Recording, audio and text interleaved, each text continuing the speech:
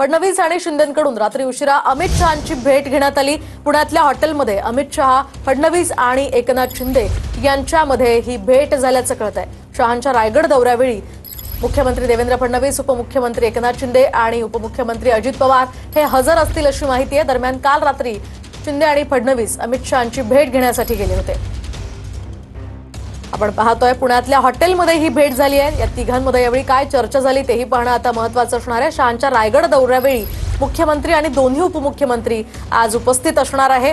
आज अमित शहा रायगड दौऱ्यावर येणार आहेत। शिवाय सुनील तटकरे यांच्या निवासस्थानी सुद्धा स्नेहभोजनाचा एक कार्यक्रम होईल। त्या ठिकाणी सुद्धा अमित शहांसह हे दोन्ही उपमुख्यमंत्री उपस्थित असतील अशी माहिती आहे। रात्री उशिरा दरम्यान फडणवीसांकडून अमित शहांचं स्वागत करण्यात आलं। पुण्यामध्ये ते काल दाखल झाले।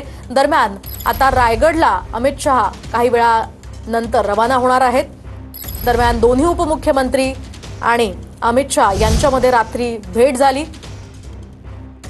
मुख्यमंत्री देवेंद्र फडणवीस आणि उपमुख्यमंत्री एकनाथ शिंदे हे अमित शहांच्या भेटीसाठी काल रात्री गेले होते।